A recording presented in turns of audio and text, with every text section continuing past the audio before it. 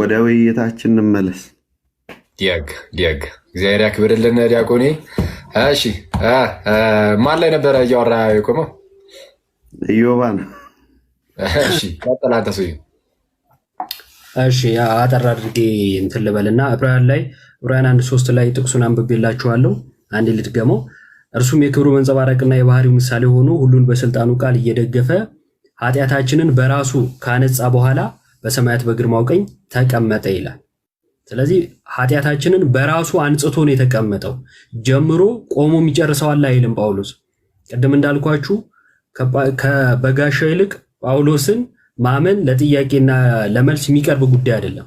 ስለዚህ ትምህርታችን የሚመዘዘው ከመጽሐፍ ቅዱስ ከሆነ እኛ የምናነበው መጽሐፍ ቅዱስ ጌታ ኢየሱስ ክርስቶስ ኃጢአታችንን በራሱ አንጽቶ በአባቱ ቀኝ እንደተቀመጠ ከነገረን ምናምነው እርሱ ነው። ደግሞ ጀምሮ ተወው አይደለም የሚለው ከጨረሰ በኋላ ነው የሚለው። ስለዚህ ጨርሷል። ምኑን? ኃጢአታችንን ማንጻቱን ሊሰራው። ለዛ ነው እኮ አባት ሆይ ልሰራ የሚገባኝን የሰጠኸኝን ፈጽሜ በምድር አከበርኩ፣ አሁንም በምን ልቀመጥ አለ? አስቀድሞ በነበረኝ ክብር በአንተ ዘንድ አይደለ? አስቀድሞ በነበረው ክብር ነው። በምድርማ ሊፈጽመው የሚገባውን ጨረሰው። በመስቀል ላይ ምን አለ? ተፈጸመ አለ። ስለዚህ የጀመረው አባቱ ጋር ሄዶ ቆሞ የሚያጠናቀቀው ጉዳይ የለም። ሁሉን ነገር ጨርሶታል ጌታ ኢየሱስ ክርስቶስ። ስለዚህ ስለ ጌታ ስለ ኢየሱስ ክርስቶስ ሰዎች ሲያስቡ የላቀ መሆኑን በተለይ ዕብራውያንን ጳውሎስ እኮ እያነጻጸረ ልጅነቱን ያነሳል። ከመላእክትስ ማን ልጅ ተባለ? ዛሬ ወለድኩ የተባለው ማን ነው እያለ ከመላእክት እንኳን መላእክት ልጆች ተብለዋል። ከክርስቶስ አንጻር እንኳን አንተ ልጅ ነህ ዛሬ ወለድኩ የተባለ የለም ብሎ አነጻጽሮ የክርስቶስ ልጅነት የተለየ መሆኑን ያሳያል። ከሙሴ ያነጻጽራል፣ የተለየ መሆኑን ያሳያል። ከሌሎች ሊቀ ካህናት ከሌዋውያን ያነሳል። ዕብራውያን 7ን መመልከት ነው። እነርሱ ሞት የሚይዛቸው ናቸው፣ እርሱስ ለዘላለም ነው። በእርሱስ የሚመጡትን ለዘላለም ያድናቸዋል። እንደዚህ አነጻጽሮ የክርስቶስን አልቆ ነው የሚያሳያቸው። ምክንያቱም እነርሱ የክርስቶስ የተሻለ መሆኑን አያውቁም ነበር አይደል? ዕብራውያን እስራኤላውያን ክርስቶስ ከነርሱ ሊቀ ካህናት የተሻለ መሆኑ ደግሞ አንድ ጊዜ ፈጽሞ ለዘላለም የሚያድን መሆኑን ሲያሳያቸው ወንድማችን ይህን አልተረዳም። የጳውሎስን ሐሳብ ሊያገኘው አላገኘውም። ለዛ ነው ከሌዋውያን ሊቀ ካህናት ለይቶ ማየት ያቃተው ክርስቶስን ማለት ነው። እንዲህ ይላል ጳውሎስ ዕብራውያን ምዕራፍ 7 ቁጥር 23 ላይ እንደዚህ ይላል፣ እነርሱ እንዳይኖሩ ሞት ስለከለከላቸው ካህናት የሆኑ ብዙዎች ናቸው ይላል። ሞት ይከለክላቸዋል፣ ሞት ይገድባቸዋል። ከዛን ይሄኛው ሲሞት ሌላው እየተተካ በጣም ብዙ ካህናት ነበሩ። እርሱስ አለ፣ እርሱ ግን ለዘላለም የሚኖር ስለሆነ የማይለወጥ ክህነት አለው። ታዲያ ከሌዋውያን ጋር አንድ ነው አይደለም። በእርሱ የሚመጡትን ፈጽሞ ሊያድናቸው ይችላል፣ ስለ እነርሱ ሊያማልድ ዘወትር በሕይወት ይኖራል ካለ በኋላ ስለዚህ ደግሞ በእርሱ ወደ እግዚአብሔር የሚመጡትን ፈጽሞ ሊያድናቸው ይችላል ይላል። ሊያድናቸው ይችላል የተባለው መቼ ነው? ሁልጊዜ። የሰራው ግን መቼ ነው? አንድ ጊዜ። ስለዚህ አንዴ ለሁሌ ማለት አንድ ጊዜ በሰራው ያድናል ማለት ነው እንጂ አንድ ጊዜ ሰራ አሁንም ቆሞ ደግሞ ይሰራል ማለት አይደለም። ይሄንን ዕብራውያን 27 ላይ ያስቀምጠዋል። የተለየ መሆኑን ያስቀምጣል። ደግሞ አንዴ በሰራው አዳይ መሆኑን ደግሞ ያስቀምጣል። እንዲህ ይላል ከቁጥር 26 ሊጀምርና ቅዱስና ያለ ተንኮል ነውር የሌለበት ከኃጢአተኞች የተለየ ከሰማያት ከፍ ከፍ ያለ እንደዚህ ያለ ሊቀ ካህናት ይገባናል ይላል። አያችሁ፣ ከፍ ከፍ ያለ ነው፣ ከሰማያት ከኃጢአት የተለየ ነው። የክርስቶስ ሊቀ ክህነት የተለየ መሆኑን አሳየን። ይቀጥልና እርሱም እንደነዚያ ሊቃነ ካህናት አለ። ንጽጽሩን ተመልከቱ። እነዚያ ሊቃነ ካህናት ብሎ ሌዋውያንን ያነሳል፣ ክርስቶስን ያነሳል። እንዲህ አነጻጽሮ ነው ያስቀመጠው። እርሱም እንደነዚያ ሊቃነ ካህናት አስቀድሞ ስለራሱ ኃጢአት በኋላም ስለ ሕዝቡ ኃጢአት ዕለት ዕለት መስዋዕትን ሊያቀርብ አያስፈልገውም ማለት። ምክንያቱም እነኛ አስቀድመው ለራሳቸው ቀጥሎ ስለ ሕዝቡ ነው የሚያቀርቡት። ክርስቶስስ እንደዚያ አያስፈልገው አንድ ነው አይደለም። ስለዚህ ስለ ክርስቶስ ሊቀ ክህነት ስናስብ ምንጊዜም የላቀ መሆኑን መርሳት የለብንም። ከዛ ምን አለ? ራሱን ባቀረበ ጊዜ ይህን አንድ ጊዜ ፈጽሞ አድርጎታልና። አንደኛ ፍጹም የሆነን መስዋዕትን ያቀረበው፣ ሁለተኛ አንድ ጊዜ ነው ያደረገው። አይደገምም። መሞት መንገላታት አይደገምም ለክርስቶስ። አንድ ጊዜ ባደረገው ያድናል ማለት ነው። ከዛ ሰዎች አሁን ለምሳሌ የማያምኑ ሲመጡ ክርስቶስ እንደገና ይሞታል? አይሞትም። ለዓለም የሆነውን ድህነት አንዴ ሰርቶታል። ከዛስ ሲመጡ አንድ ጊዜ በተሰራው ይድናሉ። የሚጠበቀው ምንድነው? አምኖ በሚስጥራት በኩል ወደ አካሉ መግባት ነው። ክርስቶስ ይሞታል እንደገና አይሞትም። አንዴ ማለት አንድ ጊዜ ሰርቶታል። የዛሬ 2000 ምናምን ዓመት በቀራንዮ ዕዳችንን ከፍሏል። ቤዛ ሆኖናል፣ ሞቶልናል። ሰው ሆኖ የመጣበትን ዓላማ ፈጽሟል። ስለዚህ በመስቀል ላይ ሆኖ ተፈጸመ አለ። ዛሬ ይሞታል አይሞትም። አንዴ በሰራው አንዴ በሞተልን ግን ያድነናል። አሁን ሰዎች ሲመጡ አንድ ጊዜ በሰራው ያድናል ማለት ነው። እንደገና ደግሞ እሱ እንዳለው ከሆነ ትምህርቱ ከቅዱስ ጳውሎስ ጋር አይ ቲንክ በኃይለኛው ይጣላሉ። ምንድነው የሚለው? አሁን የሚያማልድ ከሆነ ዕብራውያን 5:7 ላይ እርሱ በሥጋው ወራት ከሞት ሊያድነው ወደሚችል ከብርቱ ጩኸትና ከእንባ ጸሎትና ምልጃን አቀረበ ፓስቴንስ ነው እንጂ ያቀርባል የሚል ጽሑፍ የለም። ድጋሚ የሚያቀርበው ምንም ነገር የለም። አንዴ በቀረበው ሁሉም ሰው ነፃ ስለወጣን እንኳን እኛ አባቶች ሲናገሩ ወምድርን ትገብር ፋሲካ ትንሣኤውን እንኳን እኛ ምድሪቱም ናት የምታከብረው ለምን በክርስቶስ ደም ታጥባለችና ስለሚል ኢየሱስ ክርስቶስ ከዚህ በኋላ መቆም የለበትም የሚለውን ነው። እግዚአብሔር ይስጥልኝ። ኦኬ እንግዲህ በጣም ብዙ ሀሳቦችን ያዘለ ቪዲዮ ሆነብኝ። ይለምናል የሚላለ የቅድሙ የመጀመሪያ ወንድማችን በጋሻው ቆሟል ይለህና ልክ ቅድም እንዳልኳችሁ ነው። መለስ አድርጎ ደግሞ አንዴ በሰራው ያ የሰራው ስራ ዘወትር ያለ ነው። ኦኬ አንዴ የሰራው የማስታረቅ ስራ ዘላለማዊ ነው ከሆነ ዘላለማዊ ነው። ይሄ በክርስትና የሚካድ አይደለም። ውዳሴ ማርያማችን ላይ ይላል ለሐዲስ ኪዳን ማስታራቂ ሆነ እያለ ነው የምንጸልየው ሁሉም እና ሰው ምንድነው ግን ያንን አገልግሎት ሳይፈጸመው ቀርቶ አሁን ገና ያንን ለመፈጸም እየታገለ ያለ ግን አይደለም። ወይም ለመፈጸም አሁንም እየጣረ እየሞከረ ያለ ግን አይደለም። ፈጽሞታል፣ ጨርሶታል። ኦኬ ፈጽሞት ጨርሶት እሱን ዘላለማዊ ሕያው አድርጎ ግን አስቀምጠው። ኦኬ ምክንያቱም ኢየሱስ በሕይወት የሚኖር ነው። በሕይወት ስለሚኖር የማይለወጥ ክህነት አለው። ክህነቱ ስለማይለወጥ በእርሱ የተሰራው ያ የክህነት ስራም ሳይሻር ሳይለወጥ ለዘላለም ይኖራል እንጂ ኢየሱስ ያልፈጸመው ነገር የለም። ኦኬ አደርገው ዘንድ የሰጠኸኝን ነገር ፈጽሜ አከበርኩ አለ ጌታችን ኢየሱስ ዮሐንስ ወንጌል ምዕራፍ 17 ላይ። ሰው ፈጽሜ አከበርኩ ፈጸመው፣ መስቀል ላይም ተፈጸመ አለ። ሌሎች እንግዲህ የተጠቀሱ የዕብራውያን ላይ የተጠቀሱ ጥቅሶች ደግሞ እንዳስነበቡን ወንድሞችን በተደጋጋሚ ይህንን ነገር ያስቀምጡልናል። እስቲ ወደ ቀጣይ ደግሞ እንሂድ። ኦ ማይ ጎድነስ አለ ግን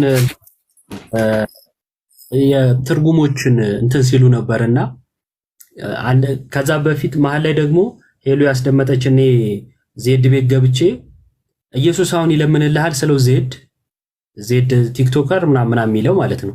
አይለምንም፣ አሁን ኢየሱስ አይለምንም ማለት። ትንሽ ቆይቶ ዳኒ ገባና ከዳኒ ጋር እያወራን አሁን ኢየሱስ ይለምንልሃል ስለው ማይለምንበት ምን ምክንያት አለ አለ። ስለዚህ ዳኒ ይለምናል አለኝ እዛው ቤት ላይ ማለት ነው። ሁለቱም ቁጭ ብለው ያኛው አይለምንም አለኝ። ተስማሙ ስላቸው እኛ ከምንጨቃጨቅ ብለው እኔን አስወረዱኝ። ከዛን ደግሞ ያሳየችን ላይ ትርጉሞችን ማሳየት ነበረ። ከዚህ በፊት አኪ ካስታወስ ከአቡ አይተነው ነበር። ይሄን በተለያየ ቋንቋ በትግርኛ፣ በኦሮምኛ፣ በእንግሊዘኛ፣ በአማርኛ አድርገው ሲያወሩ ነበርና እዛ ጋር ለምሳሌ ትግርኛውም መለመን ይላል። እንደገና ደግሞ ምንድነው ኦሮምኛውም መለመን ነው የሚለው። ኑፍ ከለታ ነው የሚለው። እቺን አቃታለሁና ታዲያ ይለምናል እያለ አዎ ይለምናል የሚሉት እንዳሉ ሆኖ ይለምናል አሁን ይለምናል እያልን አይደለም የሚሉት ታዲያ ምንድናቸው? ራሳቸው አሁን ይለምናል እያልን አይደለም ይላሉ። እሺ ይለምናል አትሉም ብለን ዞር ስንል ወደ ሌላው ጴንጤ ይለምናል ካለ ይለምናል ይላል። እሺ አንተስ ምን አልከኝ? አይለምንም። አንተስ ይለምናል። እዚህ ውስጥ ናቸው ያሉትና የቱ ነው ትክክል? ይለምናል ወይስ አይለምንም ነው? እየለመነ አይለምንም ነው?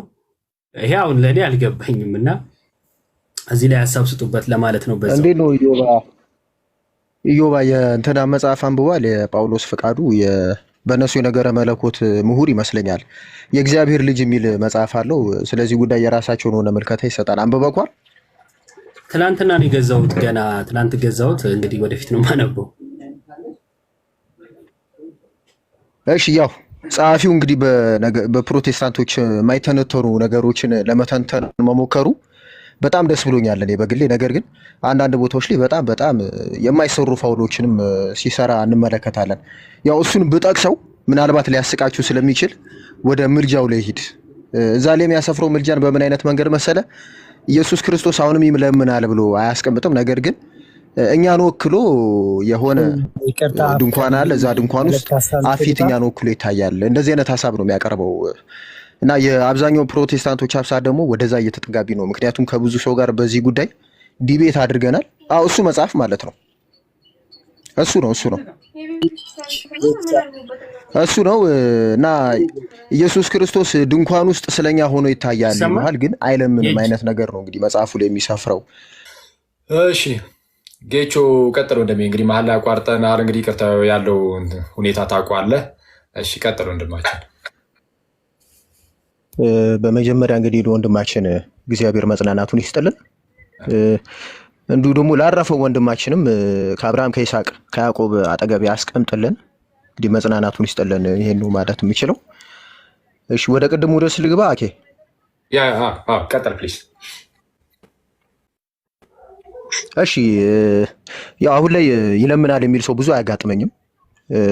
እንዳልኩ በቃ አብዛኞቹ ሀሳባቸው ምን የሚለው በሰማይ ድንኳን አለ፣ እዛ ድንኳን ውስጥ እኛን ወክሎ ይታያል አይነት ነገር ነው። አፊት እኛን ወክሎ ይታያል። ያው ከልመና እኮ አይተናነስም። ምክንያቱም አሁንም አፊት ሆኖ የሚቆም የሚያፈጥ አይነት ነገር ከሆነ ይለምናል ከማለት የሚተናነስ አይደለም። ግን አሁን ላይ ያሉ አብዛኞቹ አፊት ይታያል የሚል አይነት ሀሳብ ነው የሚያቀርቡት። እንግዲህ የሰማይ ቤት ድንኳን አለ፣ ይሄ የዕብራውያን መልእክት ላይ የተቀመጠውን ሀሳብ ዳይሬክት በመተርጎም ማለት ነው። ያቺ ድንኳን የምትለውን ዳይሬክት ተርጉሞ በሰማይ ቤት ራሱን የቻለ ድንኳን እንዳለ ኢየሱስ ክርስቶስም እኛን ወክሎ እዛ እንደሚታይ ስለ ኃጢአታችን እንደሚታይ እንደዚህ አይነት ሀሳብ ነው የሚንጸባረቀው።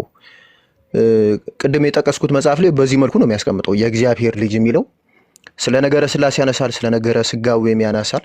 ያው በነገረ ስላሴ ጉዳይ እዛ ቤት ትንተና አይሰጥም፣ አያወሩም እንደምናውቀው እና እሱ ደፍሮ እንደዚህ አይነት ትንተናዎችን ለመስጠት መሞከሩ በጣም የሚያስደስት ቢሆንም ነገር ግን አንዳንድ ፋውሎችን ደግሞ ሰርቷል። ለምሳሌ ኢየሱስ ክርስቶስ አባት አይባልም የሚልም ጭምር ነው እዛ ላይ የቀረበው ሀሳብ። ምናልባት አይተኮ ሊሆን ይችላል። አባት አይባልም ለማለት ያቀረበው ምክንያት ደግሞ ምን የሚለው ኢየሱስ ክርስቶስ የእግዚአብሔር አብ ልጅ ነው፣ እኛም የእግዚአብሔር አብ ልጅ ነን እና የኢየሱስ ክርስቶስ ልጆች ከሆነን ኢየሱስ ክርስቶስ የኛ አያት መሆን አለበት። እንደዚህ አይነት ካልኩሌሽን ነው የሚያነሳው እና መጽሐፉ ያው አንዳንድ ነገሮች ቢገርምም ግን እሱ ለፕሮቴስታንቱ በጣም ምሁር ተብሎ የሚታሰብ ስለሆነ ስለ ምልጃ ያለውን ኮንቴክስት ከነሱ ማንሳት ነው የፈለኩት። እሺ የዕብራውያን መልእክት ላይ ቃል በቃል እንዳይተረጎም የሚያደርግ አንድ የመጽሐፍ ቅዱስ ክፍል ላንሳ። እስኪ ቆይ ልግለጠው። እሺ ዕብራውያን 7 ምዕራፍ 7 ላይ ከዛ በኋላ 27 ቁጥር 27 እርሱም እንደነዚያ ሊቀ ካህናት አስቀድሞ ስለ ራሱ ኃጢአት በኋላም ስለ ሕዝቡ ኃጢአት ዕለት ዕለት መስዋዕትን ሊያቀርብ አያስፈልጉም፣ ራሱን ባቀረበ ጊዜ ይህን አንድ ጊዜ ፈጽሞ አድርጎታልና ይላል እና እንደውም ትላንት ድርሳን ዘቅዱስ ዮሐንስ አፈወርቅ የጻፈውን እያነበብኩ ነበር። እንደ አጋጣሚ ሰው ቤት ስለሆንኩ መግለጥ አልችልም። ብቻ እዚህ ጋር ያለውን መጽሐፍ እንደ ማስረጃ አድርጎ ያቀርበዋል ቅዱስ ዮሐንስ አፈወርቅ፣ ቀጥታ አይተረጎምም ለማለት ማለት ነው። እና ለምንድን ነው የሚለው እነዚያ ሊቀ ካህናት አስቀድሞ ስለ ራሳቸው ኃጢአት በኋላም ስለ ሕዝቡ ኃጢአት መስዋዕትን ያቀርባሉ። ክርስቶስ ግን ዕለት ዕለት እንደዛ ማድረግ አላስፈለገውም፣ አንድ ጊዜ ፈጽሟል። ራሱ ክርስቶስ አንድ ጊዜ ፈጽሟል ሲባልስ ምን ነው ለማለት ነው? እሱ ስለ ራሱ ኃጢአት ምልጃን አቅርበዋል ወይ ንጹህ አይደለም ወይ እያለ ያነሳል። ምክንያቱም እንዳልኳችሁ አስቀድመው ስለ ራሳቸው ኃጢአትና ስለ ሕዝቡ ኃጢአት ነው እንግዲህ የብሉይ ኪዳን ሊቀ ካህናት መስዋዕትን የሚያቀርቡት። ኢየሱስ ክርስቶስ ደግሞ ከኃጢአት ንጹህ ነው እና ቅዱስ ዮሐንስ አፈወርቅ እንዲህ ያለ ጥያቄ ያነሳል ማለት ነው። እና የሚያስቀምጠው መልስ ምንድነው? የዕብራውያን መልእክት ለአይሁዳውያን እንዲገባቸው የተቀመጠ ስለሆነ እነርሱ በሚያውቁበት በሚገባቸው ልክ እያስረዳ እንጂ ቃል በቃል የሚተረጎም አይደለም ነው። ምክንያቱም ቃል በቃል ከተረጎሙ ኢየሱስ ክርስቶስ ስለ ራሱ ኃጢአት ዕለት ዕለት መስዋዕትን ያቀርብ ነበር የሚል ድምዳሜ ውስጥ ሊያስገባቸው ስለሚችል ማለት ነው። የኢየሱስ ክርስቶስ ሊቀ ክህነት እንደ ብሉይ ኪዳን ሊቀ ክህነት አለመሆኑን ለማሳየት ሌላ ማስረጃ ከተባለ መስዋዕቱ ራሱ ነው። መስዋዕት ተቀባዩም ራሱ ነው። መስዋዕት አቅራቢውም ራሱ ነው። የብሉይ ኪዳን ሊቀ ካህናቱን ከተመለከትን ግን መስዋዕት አቅራቢ ከመሆኑ ውጪ መስዋዕት እነሱ አይደሉም፣ በጉ ነው። መስዋዕት ተቀባይም እነሱ አይደሉም፣ እግዚአብሔር ብቻ ነው። የኢየሱስ ክርስቶስ ግን እንደዚህ አይደለም። ራሱ መስዋዕት ነው፣ ራሱ መስዋዕት አቅራቢ ነው፣ ራሱ መስዋዕት ተቀባይ ነው። ስለዚህ ዕብራውያን መልእክት የተጻፈው ለዕብራውያን ስለሆነ እነርሱ በሚገባቸው ልክ እየገለጠ ነው እንጂ ዳይሬክት የብሉይ ኪዳኑ ሊቀ ክህነት ለክርስቶስ ሰተን ተመሳሳይ ለፈቃኛል። ኦኬ እግዚአብሔር ያክብርልን ጌቹ። ከዛ ኦፍኮርስ አብዛኛው ነገር ተብሏል። እኔ ግን በቃ ጥቅሶችን የተወሰነ ጥቅስ ልናገርና ልጨርስ። መጀመሪያ ዕብራውያን መልእክት ምዕራፍ 7 ከቁጥር 11 ላይ እንግዲህ አይዶን ነው ከዚህ ሲሄዱ ግርማ ሞገሳቸውም እውቀታቸውም ይርቃቸዋል መሰለኝ። ከዚህ በፊት ይህንን ዲፌንድ ለማድረግ ቅድም አቡም ተናግሮት ነበረ፣ ዲፌንድ ለማድረግ ሰብኮበት ነበርና መቀመጡን መጽሐፍ ቅዱስ በምልአት ይናገራል ብሎ አሁን ግን ሊቀመጥ አይችልም ብሎ ኦፖዝ ማድረግ እኔ ጸጋው ተገፎ እንደሚሄድ በዚህ ማስተዋል ይቻላል። እና ይገርማል። መጽሐፍ ቅዱስ በምልአት ይናገራል የክርስቶስ ኢየሱስ መቀመጥ ስራውን አንዴ መፈጸሙንና በአባቱ ክብር መቀመጡን ያለ አንዳች ልዩነት መጽሐፍ ቅዱስ በምልአት ነው የሚናገረውና እንደውም ሐዋርያ ቅዱስ ጳውሎስ ዕብራውያን መልእክቱ ምዕራፍ 7 ከሌዋውያን ጋር ሲያነጻጽር ቁጥር 11 ላይ ምን ብሎ ነው የሚናገረው? እንዲህ ብሎ እንግዲህ ህዝቡ በሌዊ ክህነት የተመሰረተ ሕግ ተቀብለዋልና በዚያ ክህነት ፍጹምነት የተገኘ ቢሆን በእነሱ ክህነት ፍጹምነት የተገኘ ቢሆን እንደ አሮን ሹመት የማይቆጠር እንደ መልከ ጼዴቅ ሹመት ግን የሆነ ሌላ ካህን ሊነሳ ወደፊት ስለምን ያስፈልገዋል? ስለዚህ ፍጹምነት በሌዋውያን ወይም ደግሞ ዕለት ዕለት በማቅረብ ፍጹምነት የሚገኝ ቢሆን ኖሮ ሌላ ካህን እኮ ሲጀመር አያስፈልግም ነበር። አንድ ጊዜ ፍጹም መስዋዕት የሚያቀርብ ያስፈልገው እኮ የነሱ እዛው ቁጥር ምዕራፍ 10 ቅድም ስትገልጹት በነበረው ክፍል ላይ ቁጥር 9 ላይ ቁጥር 11 ላይ ሊቀ ካህናትም ሁሉ ዕለት ዕለት እያገለገለ ኃጢአትን ሊያስወግድ ከቶ የማይችሉትን እነዚያ መስዋዕቶች ብዙ ጊዜ እያቀረበ ቆሟል ነው የሚለው። ኦኬ መቆም ሲነገር ለብሉይ ኪዳን ካህናት ነው የሚነገር። ምክንያቱም ኃጢአትም ከቶ ሊያስወግዱ የማይችሉ ስለሆነ ዕለት ዕለት ሊቆም ይገባዋል። የኢየሱስ ክርስቶስ ግን ሲናገር እርሱ ግን ስለ ኃጢአት አንድን መስዋዕት ለዘላለም አቅርቦ በእግዚአብሔር ቀኝ ተቀመጠ ይላል። ስለዚህ የብሉይ ኪዳን ቆሟል ካለን እንደ ብሉይ ኪዳን ካህናት ዕለት ዕለት የሚያገለግል አድርገን ከክብሩ አውርደነዋል። እርሱ ግን አንድ ጊዜ አቅርቦ ፈጽሞ ምን አለ? በአባቱ ክብር ተቀምጧል ነው የሚለው። መቆም ከተናገረን የብሉይ ኪዳን ካህናት ነው እያወራን ያለ ነው። እንደውም ቅዱስ ዮሐንስ አፈወርቅ ይህንን ከዘፍጥረት ጋር ያገናኝና ምን ብሎ ይናገራል? አካላዊ ቃል ኢየሱስ ክርስቶስ ደካማ መድኃኒት አይደለም። ኦኬ ደካማ መድኃኒት ከሆነ ለበሽታ ዕለት ዕለት ሊወስዱት ያስፈልጋል እና ፍጹም ድህነትንም ሊሰጥ የሚችል መድኃኒት አይደለም ይልና ጌታችን መድኃኒታችን የኢየሱስ ክርስቶስ መድኃኒትነት ግን ፍጹም መድኃኒት ነው፣ አንድ ጊዜ ሲወሰድ ለዘላለም የሚፈውስ ነው ካለ በኋላ ለምሳሌ ኦሪት ዘፍጥረት ምዕራፍ 1 ከቁጥር 28 ላይ ብዙ ተባዙ ምድርን ምሉአት ብሎ ክርስቶስ ቃል ተናገረ። ይህ ቃል አንዴ በተነገረው ቃል ለዘላለም ሲሰራ ይኖራል እንጂ ዕለት ዕለት እየተነሳ ሲጋቡ ወይስ ሊጋቡ ሲሉ ተባዙ እያለ መናገር አይጠበቅበትም። አንዴ የተናገረው ቃል ጸንቶ ለዘላለም ይሰራል አለ። ብርሃን ይሁን ብሎም ፀሐይን ወይም ደግሞ ጨረቃንን ሌሊትንና ቀንን ለየ በቃሉ። ጧት እየተነሳ ብርሃን ሁን፣ ጧት እየተነሳ ብርሃን ሁን ማለት አይጠበቅበትም። የአካላዊ ቃል ስራ የአካላዊ ቃል የሚሰራው ስራ አንዴ የሚሰራ ለዘላለም ጸንቶ የሚኖር ስራ ነው ብሎ የሌዋውያን ደካማ መድኃኒት ዕለት ዕለት መወሰድ የሚጠበቅበት የኢየሱስ ክርስቶስ ስራ ግን ፍጹም አንድ ጊዜ የተሰራና ለዘላለም የሚሰራ መድኃኒት እንደሆነ በሚገባ ይናገራል ለማለት ነው። እግዚአብሔር ይስጥልኝ። አሜን አሜን። እግዚአብሔር ያክብርልን።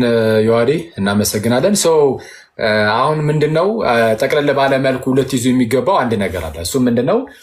ይቆማል ሲባል አሁን ሊቀ ካህናት ይቆማል፣ ትክክል ነው። ኦኬ እስቲ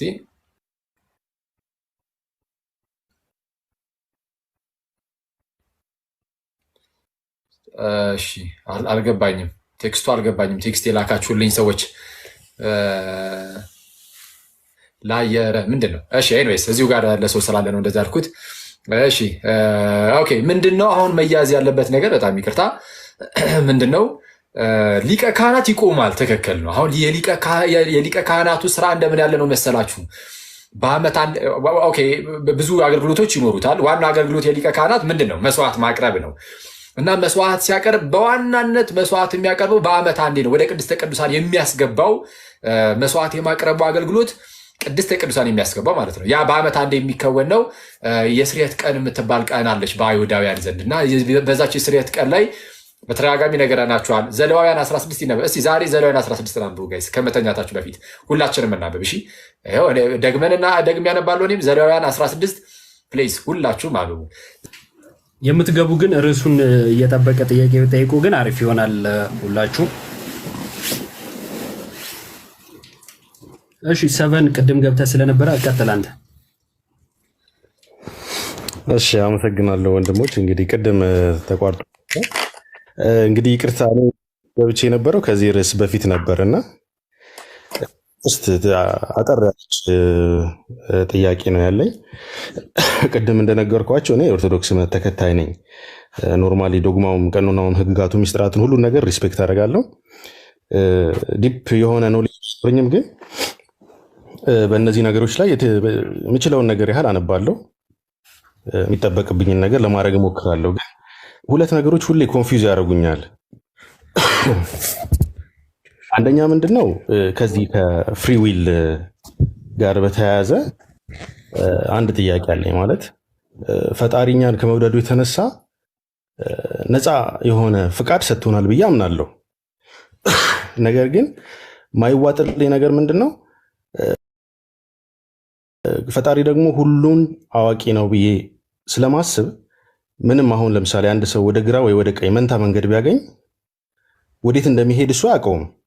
ነገር ግን ፈጣሪ ግን ኦልሬዲ የት እንደሚሄድ ግን እሱ ያውቀዋል። ስለዚህ የኔን ፍሪ ዊል እሱ ፈጣሪ እስካወቀው ድረስ ምኑ ጋር ነው ፍሪ ዊል የሚያስብለው የሚል ጥያቄ አንድ አለኝ። ይሰማል? አዎ ቀጥል።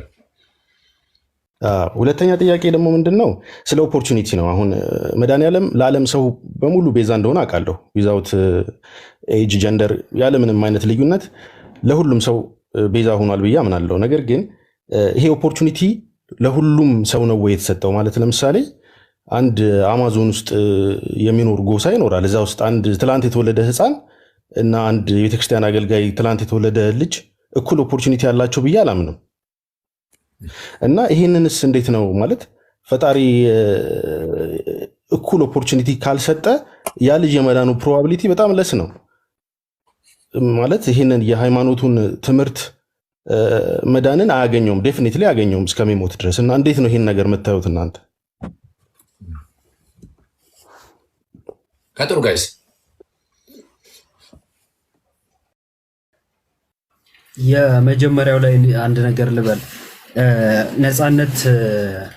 ነፃነት እንዳለን ወይንም ደግሞ ነፃ ፍቃድ እንዳለን አውቃለሁ ብለሃልና እውነት ነው። ጌታ ኢየሱስ ክርስቶስ አምላካችን ነፃ ፍቃድ ሰጥቶናል።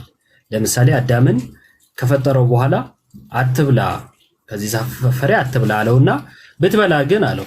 ስለዚህ መብላትም አለመብላትም ይችላል። እሱ ደግሞ ነፃ ፍቃዱን ተጠቅሞ ሲበላ እናያለን። የሚወድ ቢሆን ወደ እኔ ይምጣ ሲል ደግሞ እንመለከታለን። የሚወደኝ ቢኖር ይከተለኝ ሲል። ስለዚህ ሰው ነፃ ፈቃዱን ተጠቅሞ ነው ወደ ክርስትና የሚመጣው። ይህን ደግሞ መጽሐፍ ቅዱስ በደንብ ያስተምራል። ግን ታዲያ እግዚአብሔር አስቀድሞ ያውቃል እና ለምሳሌ መንታ መንገድ ላይ ሆኜ ወደ አንዱ እንደሚሄድ ያውቃል።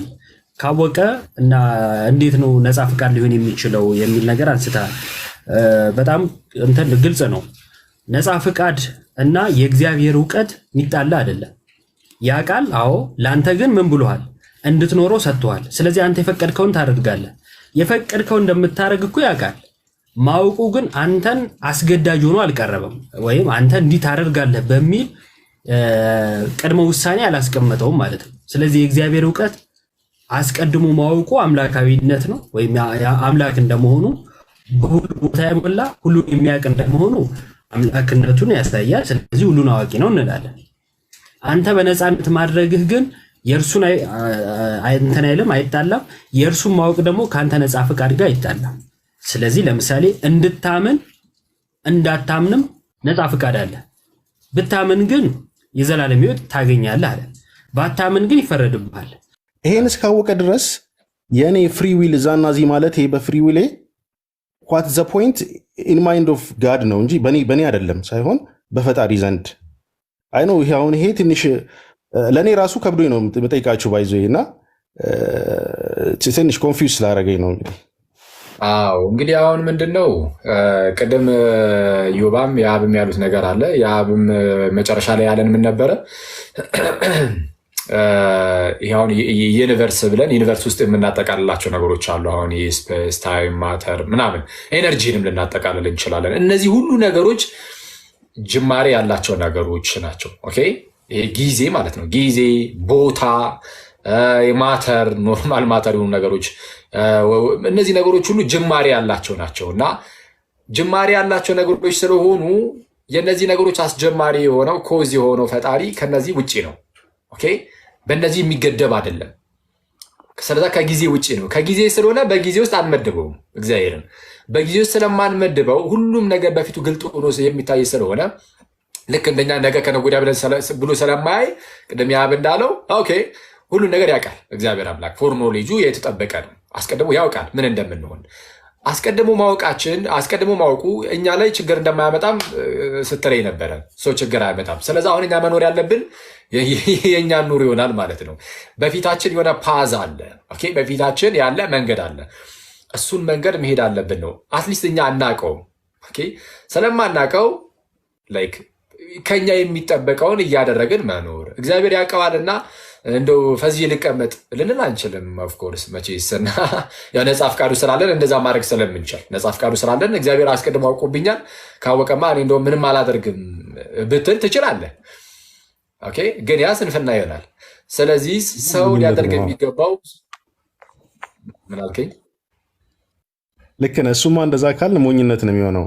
ኦልሬዲ እሱ ያውቀዋልና በቃ ተስፋ አንቆርጥም። ግን ምንድነው ያው ፈጣሪ ያይና ያዝንብናል። መጨረሻ እኔ ማልጸድቅ ከሆነ ህይወቴን የሚያዝን አይመስልም። አረዳ ባይዘው እንትን ነው። አሁን ሙሉ አንኑን አንልም። እውነቱን ለመናገር አሁን ጥያቄን እረዳዋለሁ። አሁን የምንመልስልህ እስከምን ድረስ ነው? እንደው እኛ እስከተገለጠልን ድረስ ኦኬ፣ እስከተገለጠው ድረስ ነው። አንዳንድ ጊዜ እውቀቶች እንዴት ያሉ ናቸው መሰለ። አንድ ምሳሌ ምን ነበረ?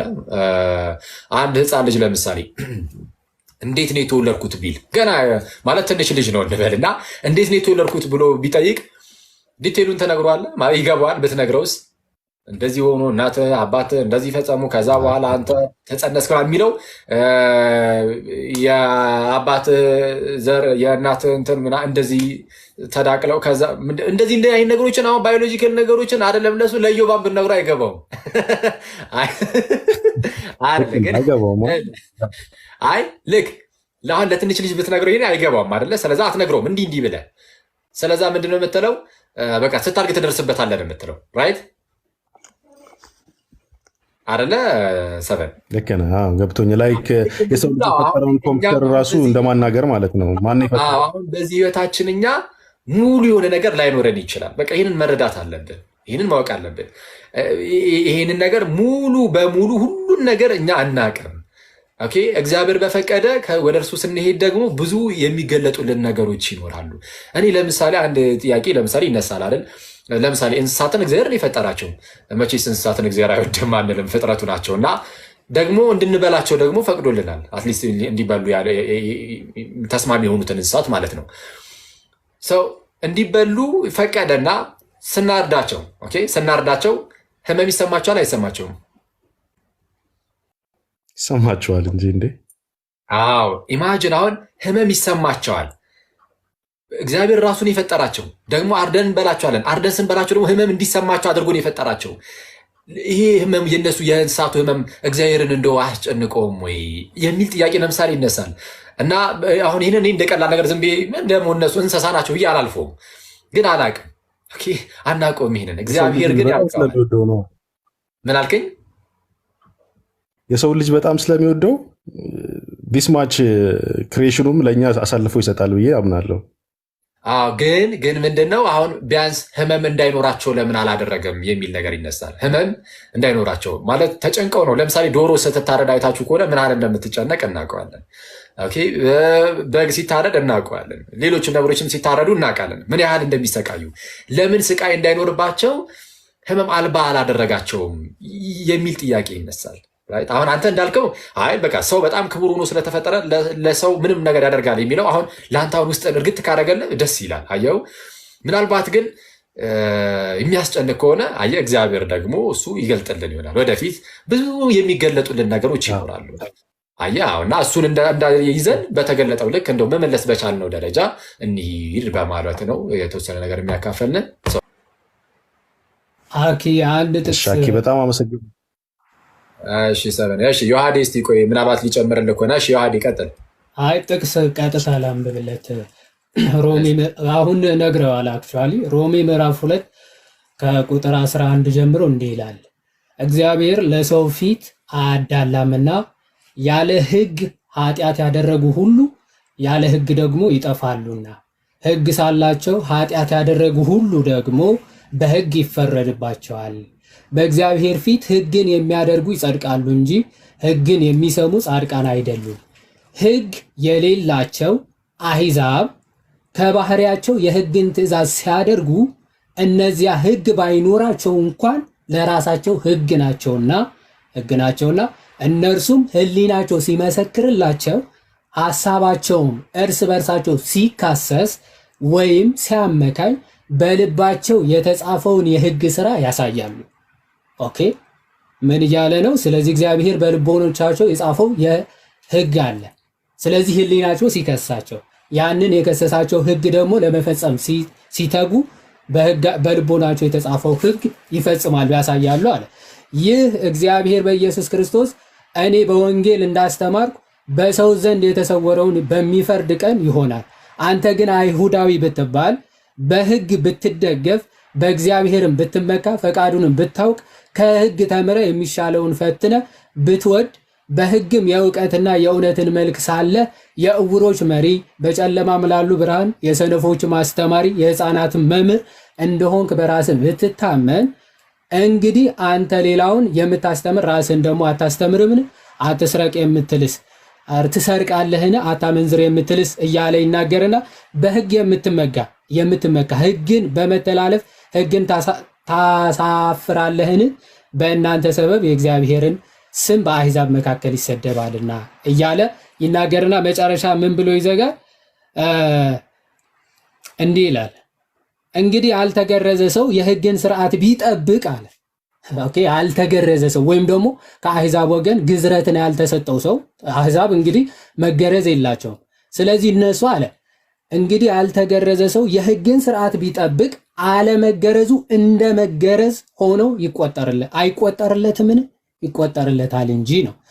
ከፍጥረቱም ያልተገረዘ ሕግን የሚፈጽም ሰው የሕግ መጽሐፍና መገረዝ ሳለ ሕግን በምትተላለፈው በአንተ ይፈረድባላል። አንተ ሕግ ተሰጥቷል፣ መገረዝ ተሰጥቷል። የተሰጠህን ሕግ የማትፈጽም ከሆነ የተፈጸመልህን የታዘዝከውን ትእዛዝ የማትፈጽም ከሆነ ሕግ ሳይሰጣቸው መገረዝ ሳይሰጣቸው ግን የተፈጥሮ ሕጋቸውን በሚፈጽሙ በእነሱ አይፈረድባቸውም፣ ባይሆን በአንተ ላይ ይፈረዳል እንጂ ብሎ እግዚአብሔር ይናገራልና እንዲህ አይነት ፍትሐ እግዚአብሔር አለ። ቴንክ ዩ እግዚአብሔር ያክብርልን ዮሐዴ። ሰቨን እንግዲህ ያው በተገለጠው ልክ የተወሰነ ነገር ለማውራት ሞከርን። ደግሞ አንድ ጥያቄ አንስቶ ነበር መሰለኝ። አሁን ለምሳሌ አንድ ሰው ኃጢአት ሲሰራ እግዚአብሔር ያዝንና ከዛ ንሳ ሲገባ ይደሰትና ከዛ መልሶ ወደ ኃጢአት ቢወድቅ ያዝናልና ሚያቅ ከሆነ ለምንድን ነው እንደዚህ አይነት ቼንጅ ኦፍ ኢሞሽን የሚኖር ነገር ብሎ ነበር መሰለኝ ጥያቄ። እና እኛው ያው ራሱ እግዚአብሔር ግን ኢሞሽናል ነው።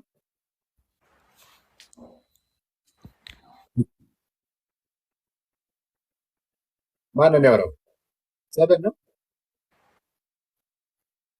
ሰቨን ነው ማን ነው ነው? ኦኬ ሚውት አይሰማም። ወደ ታች ላይ ላሉት ሚውት አድርገው። ሚዩት አድርገውና ሚዩት አድርገው ከዛ መልሰ ስለ ሚዩት ስለሆነብህ ይሰማል ጋይስ? እስቲ ወንድማችን አሁን ይሰማል። ቀጥል። እሺ አሁን ይሰማል።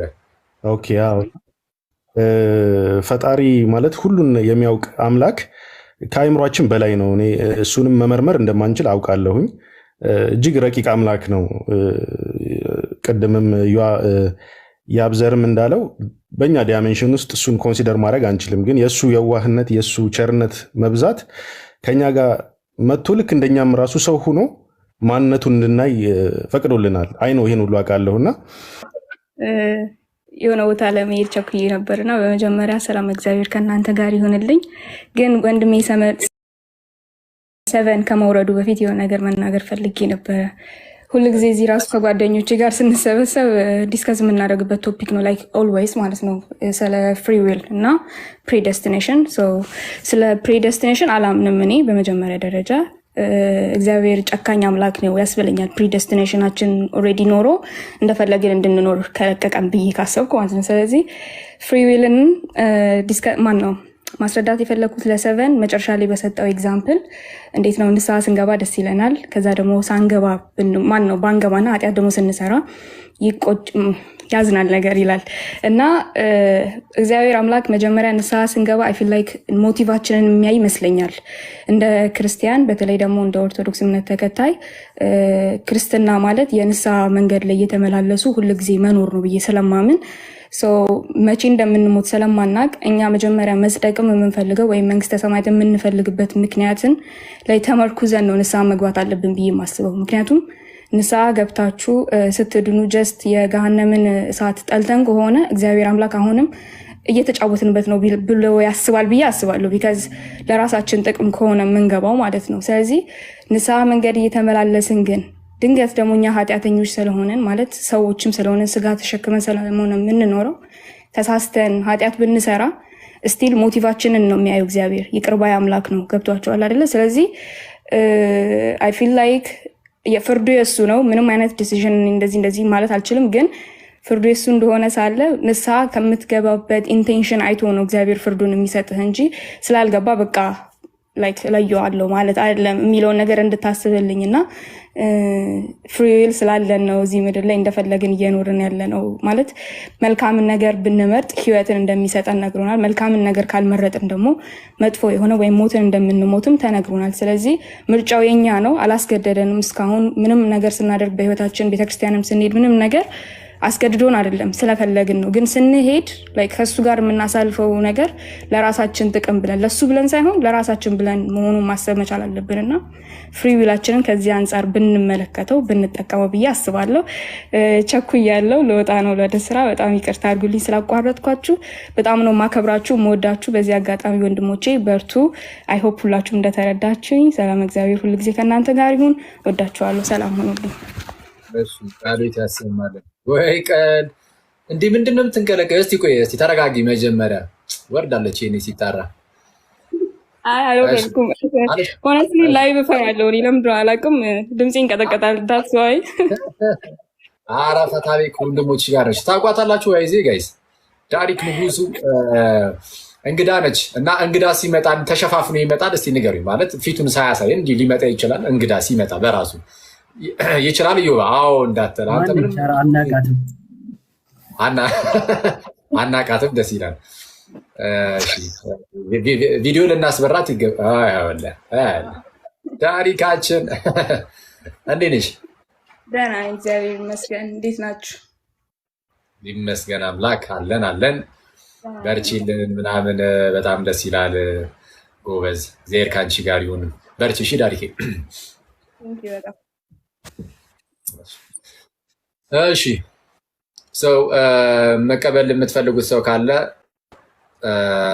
ተቀበሉ። ገስት ላይ ሁለት ሰው አለ እና ማትቀበል እንዴ? ገስት አንተ ብዙ ሰው ነው ያለው። ሁለት ሰው ይላል እንዴ? ኖ እንትን ገስት ላይ ነው፣ ሪኩዌስት ላይ ሳይሆን እዚህ የተቀመጡ ኤርሚያስ እና የቢ ምናምን የሚል። እሺ እንዴት አመሻችሁ? እንዴት አመሸ? ይሰማል? ድምጼ ይሰማል። ቀጥል። እግዚአብሔር ይመስገን። እሺ የኔ ጥያቄ በሉቃስ ወንጌል ምዕራፍ 23 ላይ ኢየሱስም አባቶ የሚያደርጉትን አያውቁምና ይቅር በላቸዋል ይላል እና ይህንን የሚለው ለሚሰቅሉት ሰዎች ነው። ይህንን የጸለየው ወደ አባቱ። ሰላም ናችሁ? እሺ ማነው ገብረየስ ምናምን ሚዩት አድርግ። ቀጥይ። እሺ እንዴት ነሽ? እንኳን ደህና መጣሽ። አመሰግናለሁ። እግዚአብሔር ይስጥልኝ ስላስገባችሁኝ። እኔ ያው ከኦርቶዶክስ ቤተ እምነት ነኝ እና የምጠይቀው ጥያቄ ግን ትንሽ ከርዕሱ ወጣ ይላል። ባይዘዌ በጣም ላደንቃችሁ እወዳለሁ። ማለት በጣም ብዙ ነፍስ ሴቭ እያደረጋችሁ እንዳለ ይሰማኛል። የእግዚአብሔርን ቃል በስርዓቱና በአግባቡ እያስተማራችሁ ስለሆነ ማለት ዘመኑን በሚዋጀው መልኩ ማለት ነው እና በጣም በጣም ላመሰግናችሁ እወዳለሁ። መጀመሪያ እኔ የምጠይቃችሁ ጥያቄ የማቴዎስ ወንጌል ላይ መልአኩ ለዮሴፍ መጥቶ በተናገረ ጊዜ ልጅም ትወልጃለሽ፣ እርሱ ሕዝብንም ከኃጢአታቸው ያድናቸዋል፣ ስሙንም ኢየሱስ ትለዋለህ ይላልና ምንድነው ከርዕሱ በጣም ይወጣል። አይ ቲንክ የሆነ ታይም ላይም ቪዲዮ መስራት ትችላላችሁ። አሁን ላይ መመለስ አግባብ ካልሆነ ማለት ሀሳባችሁን የሚሰርቅ ከሆነ ማለት ነው እና ያው ባይብል የተጻፈው በመጀመሪያ በአርማይክ እና በሂብሪው ቋንቋ ነውና ኢየሱስ የሚለው ስም እንዴት አሚን በምን አግባብ ተተረጎመ? ጀስት አሁን ለምሳሌ እኛ በእንግሊዝኛ ጂሰስ በሚለው ስም በአርማይክ እና ሂብሪውን ስናይ ደግሞ የሹዋ ኦር ጆሹዋ በሚለው ስም ነውና ብስራቱ የተነገረው እንዴት ነው? አሚን ኢየሱስ ትለዋለህ የሚለው ቃል እንዴት ተነገረ? በመጀመሪያ ደረጃ ማለት ነው ጥያቄ። ሁለተኛ ነገር ደግሞ በእርግጥ እኛ አምላክነቱን ነው እንጂ ከስሙ ላይ ምንም ላይኖረን ይችላል። ነገር ግን ትይዋለሽ የተባለው ቃል በቃል ለእኛ ሊደርስ አይገባም ነበር ወይ ነው ማለት መቀየሩ ራሱ አግባብ ነው ወይ? ጀስት በትርጉም ኦር ደግሞ ለእኛ በጣም በሚጣፍጠን ወይ ሊቀየር ይችላል ያ ስም ግን ተቀይሮ ከሆነ ያ ነገር አግባብ ነው ወይ የሚለው ነገር ጥያቄ ፈጥሮብኝ ነውና እና ደግሞ እንዴትስ ነው የተቀየረው? ማለት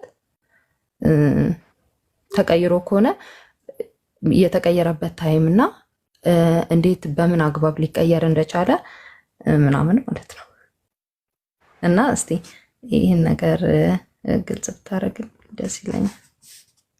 ዝም ብዬ አጠር ያለ ነገር ሰጥቼ እንለፈው ወይስ ዘርዘር ያለ ነገር ትናገራላችሁ? እሺ ዝም ብዬ በቃ አጠር ያለ ነገር ስነግርሽ ጥሩ ጥያቄ ነው። እንግዲህ አሁን መጽሐፍ ቅዱስ ሲጻፍ የተጻፈው የሐዲስ ኪዳን መጽሐፍት አብዛኞቹ እንግዲህ ኦልሞስት ሁሉም በሚባል ደረጃ በግሪክ ነው የተጻፉት። በኮኔ ግሪክ እንደተጻፉ ነው የሚታመነው። ምንድነው የጌታችን ስም ኢየሱስ የሚለው አልተተረጎመም። ትርጉም አይደለም። ከአንዱ ቦታ አንዱ ቦታ የአጠራር ልዩነት ነው። ልክ ለምሳሌ ዮሐንስ እኛ ዮሐንስ ስንል ውጭ ላይ ጆን ሊሉ ይችላሉ። ተተርጉሙ አይደለም እኮ የጆን ትርጉሙ ዮሐንስ ሆኖ አይደለም። የሁለቱም አጠራሩ ብቻ ነው። የቃላት አወጣጡ ብቻ ነው አጠራሩ ነው እንጂ የተተረጎመ ነገር የለም። ኢየሱስ ላይም ስትመጪ ግሪኩ ኢየሱስ ነው። ግሪኩ ኢየሱስ አይነት ነገር ነው። ኦኬ ኢየሱስ ክርስቶስ በግሪኩና በግዕዙ ይመሳሰላል። ኢየሱስ ክርስቶስ የሚለው ይመሳሰላል እና ኢየሱስ ነው በግሪኩም። ወደ ሄብሬው ምናምን ስትሄጂ ደግሞ የሹዋ ይሆናል ኦፍኮርስ። እና እነዚህ አሁን ትርጉም አይደለም። የተጸውዖ ስም ሲጀመር አይተረጎምም። ባይዘው እንዲህ ያሉ ስሞች አይተረጎሙም። ኦኬ የሚተረጎሙ ከሆነ መድኃኒት እንደማለት ነው። ኦኬ መድኃኒት ነው ተብሎ ሊተረጎም የሚችለው። ኦኬ ኢየሱስ ከተባለ መድኃኒት፣ አዳኝ፣ እግዚአብሔር ያድናል አይነት ነገር ሆኖ ሊተረጎም ይገባ ነበረ። ስለዚህ አሁን ምንም አልተተረጎመም። ስሙ ግን ሲጠራ ኢትዮጵያ ውስጥ ሲጠራ ኢየሱስ የሚል ግሪኩ ላይም ኢየሱስ የሚል የሹዋ ጄሰስ ይሄ የአጠራር ልዩነት እንጂ የአጠራር የራሱን ስም የአጠራር ልዩነት እንጂ የትርጉም ልዩነት አይደለም። ግሪኩ ግን ከኛ ጋር ይመሳሰላል። ዮሐንስ ላይም ኢየሱስ ላይም ተመሳሳይ ነው። ግሪኩ ይመሳሰላል፣ ግን ጂሰስ የሚለው እሺ ቢያንስ አሁን እንግዲህ አሁን ጂሰስ የሚለው ማለት እንግዲህ አሁን በግሪኩ በኢዮታ የሚጀምሩትን የኢዮታውን ይሄ ጄ አይነት ኢዮታ ማለት የአይ ቅርጽ ያላት ማለት ነው። ግሪክ አልፋቤት ላይ የእሷን ማለት ሳውንዷ ኢ ነው። ኢ አይነት ሳውንድ ነው ያለው። ብዙ ጊዜ ከፊት ሲመጣ ይህ አይነት ሳውንድም ሊኖረው ይችላል በግሪክ ማለት ነው። በግሪክ ሳውንዱ ኖርማል ሳውንዱ በወርድ መሀል ምናምን ሲመጣ የኢዮታ ሳውንድ ኢ ነው። ከቃል በፊት ሲመጣ ብዙ ጊዜ ይህ የሚል ሳውንድ ሊያወጣ ይችላል። እሱን ይህ የሚለውን ሳውንዱን ወደ ውጭ ደግሞ በጄ ቀይረውት እንግዲህ ቀይረውት ሳይሆን እንግዲህ የሚጠሩት እንደዛ ነው። አሁን የእነሱን ደረብ አላውቅም። የተመለሰ ከሆነ ወደ ርዕሱ እንድንመለስ ምናልባት ያ ይቅርታና የሰጣችሁት መልስ እኔ ከተማርኩት መልስ ጋር ምናልባት ትንሽ ልዩነት ስላለው እሱ ጋር እንደዚህ አይደለም ወይ የሚል ጥያቄ ወይ ደግሞ እናንተ ብታስረዱኝ ብዬ ነው። እምነት ምንድን ነው? ኦርቶዶክስ ነው። ኦኬ እሺ። በዚህ ላይ የተማርከው የተለየ ነገር ካለ ካወራ ነው እንግዲህ አጠር አድርገህ ንገረንና እንትን እንላለን። እሺ አመሰግናለሁ መጀመሪያ ለእድሉ እና እኔ የማውቀው ፍሪ ዊሊንግ በጣም የሁሉም ሰው በጣም የብዙ ሰው ጥያቄ ነው። እግዚአብሔር ቀጣይን የሚያውቅ ከሆነ ሰው ራሱ እንዴት ሊወስን ይችላል? እና ብዙ ጊዜ እግዚአብሔር አልወሰነም ግን ያውቃል እና ብዙ ሀሳብን የሚዘበራርቅ አይነት እይታ ነው ያለውና እኔ ደግሞ ምናልባት መቀሌ ላይ ነበርኩ ሰንበት ትምህርት ቤት ተማሪ ማለት ነው። እና ይህ ሲያስተምረን ምንድን ያለን እግዚአብሔር ማወቅ ይችላል ግን ላለማወቅ ወስኗል። ለምሳሌ የሆነ አይነ ስውር ወደ ገደልም ወደ መንገድም ለመሄድ ሁለት መንገድ አለው እና መንገዱን ትነግረዋለህ። ከዛ ግን አለማየት ትችላለህ። እሱን ማለት ውሳኔውን ለሱ መተው ትችላለህ ውሳኔውን።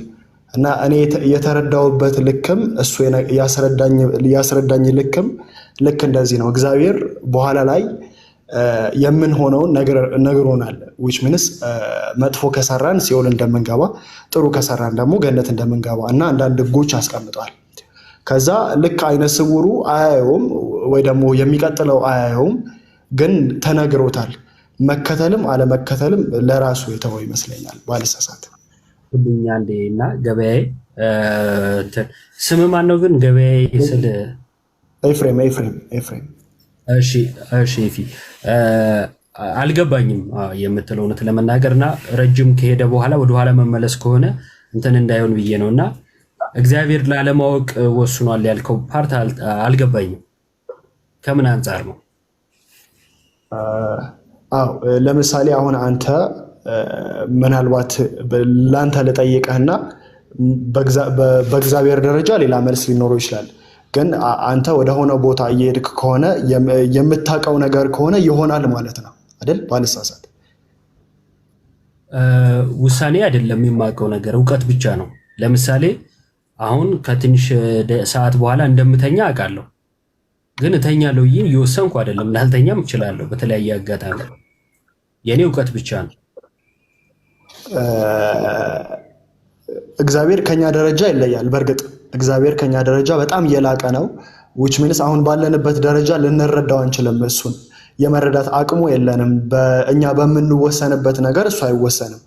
ግን እኛ እንደ ሐሳብ የተማርነው ግን ማለት እኔ የተማርኩት ስፔሻሊ ጠይቄ የተመለሰልኝ መልስ ግን እግዚአብሔር በአብዛኞቹ ነገሮችን ራሱን ገድቧል። ያ ነው ፍሪ ዊሊንግ የተባለው።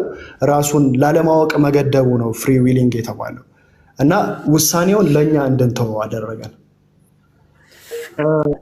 ኤፊ ምንም አልገባኝም ሐሳቡ ላለማወቅ ወስኗል የሚለው የሆነ እሺ ቀጥል በቃ ባጭሩ ኤፊ የተማርከው ስህተት ነው። ከትክክለኛ ጥሩ ክርስቲያን መምህር አይደለም የተማርከው። እግዚአብሔር ላለማወቅ ወስኗል የሚባል የክርስትና ትምህርት የለም። እግዚአብሔር ያውቃል። ትእዛዝንም ሰጥቷል። በዛ ትእዛዝ ውስጥ ደግሞ ትእዛዝ ሰጥቶ ብቻ ምንም እንደማይሳተፍም አይነት አይደለም። ያንን ትእዛዝ ለመጠበቅ የሚወዱን የሚያግዝ አምላክ ነው። ያንን ትእዛዝ የማያከብሩን ደግሞ ካለማክበር ወደዚህ የሚጠራ አምላክ ነው። ትእዛዝ ብቻ ሰጥቶ ዞር ያለ አምላክ አይነት የለም። የአምላካችን ትእዛዙን ለሚጠብቁት የሚያግዛቸው፣ ቅድም እንዳልኩ ትእዛዙን ለማይጠብቁት ደግሞ የሚጠራቸው፣ ከዛ እንዲመለሱ የሚጠራቸው ነው። አሁን የተጠቀምከው አገላለጽ ማለት ሀሳብን የተረዳው ይመስለኛል። አገላለጹ ግን ትክክል አይደለም። እግዚአብሔር ላለማወቅ ወስኗል የሚለው አገላለጽ ፈጽሞ ስህተት ነው። እግዚአብሔር ያውቃል፣ በሚያውቀውም ነገር ደግሞ ያግዝሃል። እሺ ኤፊ ይችኛውን አጠራርጌ ልመልስልህ። እግዚአብሔር ለምሳሌ አንተ ሲኦል እንደምትገባ ካወቀ እና አንተ ብትቀየር፣ ሲጀመር እግዚአብሔር ሲኦል መግባትህን ሳይሆን መቀየርህን ነው የሚያውቀው። የምትሆነውን ነው የሚያውቀው አስቀድሞ ካልን፣ ሲጀመር ብቀየር ከዛ ነገር ብቀየር አትልም። ሲጀመር የምትቀየርማ ከሆነ ያንን መቀየርህን ነው የሚያውቀው እግዚአብሔር አስቀድሞ ያውቃል ካለን እና በትክክልም የሚያውቀው ደግሞ የሚሆነውን ነው ካልን፣ ብቀየር ስትል እግዚአብሔር የሚያውቀው ያንን መቀየርህን ነው። ስለዚህ የእግዚአብሔር እውቀት ይለወጣል አይደለም? የእግዚአብሔር እውቀት አይለወጥም። እግዚአብሔር የሚያውቀው ነገር ይፈጸማል በጊዜው ማለት ነው። እና አንተ ግን ብትመለስ መመለስን ነው እግዚአብሔር ሲጀምር አስቀድሞም የሚያውቀው መመለስን ነበር ማለት ነው። አይ እግዚአብሔር ያኛውን ነበር ያወቀው እኔ ሸወድኩት ልትል በፍጹም አትችልም ማለት ነው። ሲጀመር የኛውን ስለሆነ እግዚአብሔር ያወቀውና ከዛ አንጻር ብትረዳው መልካም ነው። የእግዚአብሔር እውቀት ፈጽሞ አይለወጥም። እኛ ግን ራሳችንን ልንለውጥ እንችላለን። ለምሳሌ መጽሐፍ ቅዱስ ላይ አለ አይደለ? ከዚህ ቀደም ሄኖክ ኃይሌ አይ ቲንክ ሲያብራራ ለምሳሌ የነነዌ ህዝብ ዮናስ ምን ብሎ ነው የሰበካቸው? እግዚአብሔር በቁጣ መጥቷል፣ ንስሐ ባትገቡ ባትመለሱ ትቀጸፋላችሁ፣ ትጠፋላችኋል። ንስሐ ብትገቡ ግን እግዚአብሔር ሊያመጣ ካሰበው ነገር ይራራል፣ ይተዋል የሚል ነገር ማለት ነው። እና አሁን ይህንን ስትመለከቱት እግዚአብሔር አስቀድሞ የሚያውቀው እኚህ ሰዎች መቀጣታቸውን ነው ወይስ ምህረትን ጠይቀው አለመቀጣታቸውን ነው ሲባል እግዚአብሔር አምላክ የሚያውቀው አለመቀጣታቸውን ነው። ምክንያቱም ምህረትን ምንድነው ይቅርታ እንደሚጠይቁ ንስሐ እንደሚገቡ አስቀድሞ ስለሚያውቅ ሰው ንስሐ እንዲገቡ ግን ያንን ነገር ዮናስን ልኮ ንስሐ እንዲገቡ ሲያደርጋቸው ግን ትመለከታለህ። ስለዚህ በንስሐቸው ምክንያት ምህረት እንደመጣላቸው፣ በንስሐቸው ምክንያት እግዚአብሔር እንደሰማቸው እነዛ ሰዎች ይረዳሉ ማለት ነው። እና የእግዚአብሔር እውቀት ተለውጦ ሳይሆን እኛ ተለውጠን ነው። እግዚአብሔር የሚያውቀው ደግሞ የእኛን መለወጥ ነው የሚለውን ነገር እንድትይዘው ነው። ዛሬው ይበቃናል። ከእንደዚህ አይነት ርዕሶች ጋር ምናምን በተያያዘ በጣም ስለምወድ ምናምን በውስጥ አውራኝና ተደዋውለንም ማውራት እንችላለን። ስልኬ ልሰጥ እችላለሁ። በቃ በውስጥ አውራለሁ። አመሰግናለሁ። አንዴ በውስጥ አውራኝ ማለት ውስጥ ነው። አቡ የሚሄድ ፍላጎት አለ። ስሜታዊ የሆነ በጣም ታውቃለህ። እዚሁ እንዲህ አይነት ርዕስ ይመቸኛል። ኤኒዌይስ እናመሰግናለን ወንድማችን፣ በርታ እና ሌሎች ወንድሞች ካሉ አስገቡ፣ ካልሆነ አንቾ ተከተል። እሺ ያው እንግዲህ ተራዬ ደርሷል። አሁን አራተኛ ጊዜ ነው ስሞክር ጥያቄውን ለመጠየቅ። እኔ ምን አይነት ተግዳሮት እንደሆነ አልገባኝም። ጥያቄዎቹን ማለት እዚህ ቤት አይደለም ከቅድም ጀምሬ ከቤት እየተንከራተትኩ ነው ለመጠየቅ። ኤኒዌይ ቀናናው ነው ለሬለ ፈራሁት እኔ በደንብ አብራራልኝ። እግዚአብሔር ፈራሁት እዚህ ቤት እንድትጠይቂ ነው አይደለ እኮ በዛ ነው። ኦኬ ዌል ምንድን ነው መሰላችሁ አሁን ጥያቄው ሶስት ናቸው። እንግዲህ የቻላችሁትን ያህል ተመልሱልኝና ከተረፈም ለሌላ ቀን እናስተላልፈዋለን። ግን አሁን ጥያቄዎችን እያገባደድኩ ነው። I have to wind them down ምክንያቱም እኔ እዚሁ ስታክ አድርጌ መቅረቴ ነው። አንድ ጊዜ ካቶሊክ ስማር ያስተማረኝ ዶክተር ፖል ቴክመን የሚባል በጣም ደስ የሚል ሰው እያለና አንድ ጊዜ እንዲሁ መወሰን ሲያቅተኝ ምን አለኝ፣ you are suffering from a paralysis from analysis ብሎኛል። አናላይዝ ሳረግ እዛው ፓራላይዝ ነው የቀረው እና ሲጠብቀኝ 2 ዓመት ምንም ንቅንቅ ምለው ነገር የለም እና I don't want to do that። አሁን በቃ ዘግቼ ወደ አንድ መረዳት ላይ መምጣት አለብኝ። አሁን ከጥያቄ በፊት ዓመት አወራሁኝ፣ ይቅርታ። ምንድነው አሁን ልጠይቅ የፈለኩት ነገር በዶክትሪን ላይ ብዙ ጥያቄዎች ጠየቅኩኝ፣ ልዩነቶችን ምናምን ብዙ እነሱ ላይ ያተኮርኩኝ። ግን አሁን ሰሞኑን በሀሳብ የሚመጣው ነገር ለየት ያለ ነው። በሰማይ ያሉ ቅዱሳን ጉባኤንም ጭምር ብቻ አይደለም ጌታ ኢየሱስ ክርስቶስንም ነው የሚመለከተው። ለምን? ክርስቶስ ኢየሱስ የዛች የቤተ ክርስቲያን ራሷ ነው። ቤተ ክርስቲያን የክርስቶስ ስጋው ናት እንድንል ስለ ክርስቶስ አካል ነው የምናወራው ማለት ነው። ስለ ክርስቶስ ኢየሱስ ስጋ ነው የምናወራው ማለት ነው። ራስ ስለሆነላት ስለ ክርስቶስ ስጋ ነው የምናወራው ማለት ነው። ከዚህ አንጻር እኛም ብቻ የሚመለከት ስላልሆነ ሰዎች ይሳሳታሉ። የስ ቤተ ክርስቲያን ስንል ግን ዩኒቨርሳሊ ያቺን ሰማያዊቷንም ምድራዊቷንም በአንድነት እንዲሁም ደግሞ ጌታ ኢየሱስ ክርስቶስም ያለባትን ጉባኤ ግን ስንጠራ ትሳሳታለች ብለን ግን በፍጹም አንናገርም። ቅድስት ናት፣ ንጽሕት ናት። ከምን አንጻር? ከአስተምህሮ አንጻር። አሁን አንዳንድ ሰዎች ያው በዚሁ አጋጣሚም ማልማሌ ሊነሱ የሚችሉ ሀሳቦችን እያነሳው ልለፍ ብዬ ነው። አንዳንድ ሰዎች አሁን በመጽሐፍ ቅዱስ ላይ አንዳንድ አጥቢያ አብያተ ክርስቲያናት ላይ ያሉ የምግባር ጉድለቶችን ቅዱስ ጳውሎስ እየነቀፈ የጻፈበትን ዮሐንስን በራእዩ እነዛ ነገሮች ያነሳሉ እና እነዛ ነገሮች ከምግባር አንጻር የሚታዩ ናቸው። ኢቭን ከአስተምሮ አንጻር እንኳን ቢሆን ስለ ሎካል የሚመለከት እንጂ ስለ ዩኒቨርሳል ቸርች የሚመለከት አይደለም። ይህንን አንቺ በደንብ ትረዳለች። ለሌሎቻችሁ ልግለጽ ብዬ ነው። የቤተ ክርስቲያን ንጽሕትነት የክርስቶስን ባህሪ ይገልጻል። ክርስቶስ ኢየሱስ ንጹሕ ባህሪ እንደሆነ ቤተ ክርስቲያን ስጋው የሆነች እርሷን ሲጀመር ሊያነጻት ፈልጎ ስለሆነ የሞተላት ንጽሕት ናት ቤተክርስቲያን፣ ቅድስት ናት ቤተክርስቲያን። ይሄም ክርስቶስን ይገልጸዋል። በዚህ መልኩም ልንገልጽ እንችላለን የሚለውን ያዥልኝ። ሁለተኛና ሶስተኛ ብዬ ከምቀጥል እኔ እንዳላረዝም እናንተም ብትቀጥሉ ብዬ አሰብኩኝ። ዮሐድና ዩቢ እና የአብዘርም አለ። ሁለተኛው ጥያቄ የክርስትና ግቡ ምንድነው ነው አይደል? የክርስቲያን ግቡ የክርስትና ህይወት ግቡ ምንድነው? ጎሉ ምንድነው? የክርስትና ጎሉ ምንድነው ስንል አስቀድሞ ክርስትና ስንል የክርስቶስ መሆንን ነው እና የክርስቶስ የሆኑ ግባቸው ምንድነው ሲባል እግዚአብሔር እንዳለን ቅዱስ ነኝና ቅዱሳን ሁኑ። ስለዚህ ቅዱስ የሆኑ መሄድ ደግሞ ሂደት ነው። ሰው በህይወቱ እግዚአብሔርን ወደ መምሰል የሚያድግበት ነው እና ጳውሎስ እንዳለው እኔ ክርስቶስን መስያለሁ እናንተም እኔን ምሰሉ። ስለዚህ የክርስቲያን ግቡ ክርስቶስን መምሰል ነው። የክርስትና ህይወት ደግሞ መንፈሳዊ የሆነው ህይወታችን እግዚአብሔርን ወደ መምሰል የምናድግበት በህብረት ውስጥ ሆነን ደግሞ እንግዲህ ህብረቷ ራሱ ቤተክርስቲያን ራሱ ለዚህ ግብ መሳካት ትልቅ ድርሻን ትወጣለች። ቤተክርስቲያን እንዴት ሲባል ለምሳሌ ጳውሎስ ጢሞቴዎስ መልእክቱ ላይ ጸጥና ዝግ ብለን እንድንኖር ልመናና ጸሎት ምልጃም ስለ ሰዎች እንዲደረግ አሳስባለሁ ይላል። ስለዚህ በቤተክርስቲያን ውስጥ ያሉ እያንዳንዱ ብልቶች እያንዳንዱ ክርስቲያን ማለት ነው ሲደክም ሌላው ብልት እንዲበረታ ያደርገዋል፣ ይጸልይለታል። ጳውሎስ ቆሮንቶስ ላይ እንዳለው ማለት ነው በአንዱ ብልት መከፋት ሌሎች ይከፋሉ፣ በአንዱ መደሰት ሌሎች ይደሰታሉ ይላል። በትክክል ይተሳሰቡ ዘንድ እያለ ይገልጻል። ስለዚህ የክርስትና ግቡ እግዚአብሔር ወደ መምሰል ማደግ ነው።